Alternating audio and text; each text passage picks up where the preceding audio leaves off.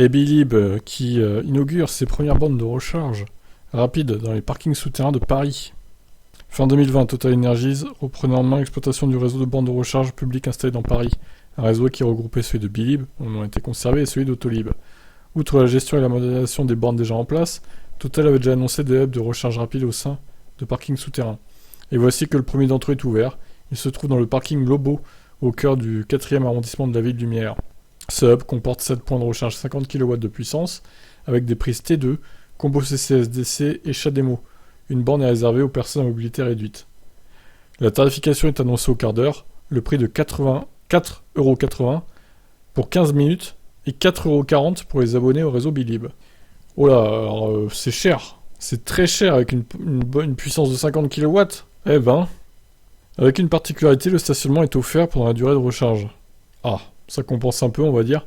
Le client paie son stationnement le moment venu au gestionnaire du parking, mais ses frais de stationnement équivalents à la durée de recharge sont déduits de la facture Bilib.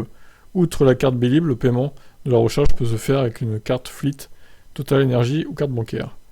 2 autres hubs sont annoncés pour cette année au parking Saint-Augustin, Bergson, Paris 8e, et au parking Porte d'Auteuil, Paris 16e.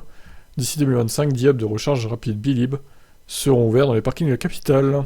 Ouais, parce qu'avec 50 kW, en un quart d'heure, tu reprends combien? Tu faut diviser par 4.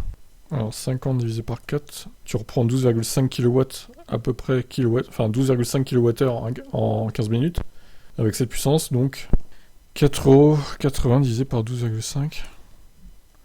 Oh, c'est pas si cher que ça, finalement. Je me suis peut-être un peu enflammé. Bon, en admettant évidemment que vous rechargez bien à 50 kW de puissance. Alors par contre, si c'est le même tarif avec les prises T2, là il va y avoir un petit problème. Parce que les prises T2, c'est 22 kW maximum. C'est pas 50. Et si vous avez une autre voiture qu'une Zoé qui recharge à 11 kW, par exemple une Tesla Model 3 ou autre, eh bien ça serait 11 kW, ça serait pas 22. Donc là, le prix, vous multipliez par 4 en fait. Bien. Donc leur tarif, là, il est valable pour les bornes rapides. Alors à moins qu'il y ait un autre tarif qui soit pas précisé là dans l'article, je sais pas. Mais bon, ça me paraît quand même hors de prix avec un T2. Voilà, en attendant d'en savoir plus, évidemment, dites-moi ce que vous en pensez. Ciao.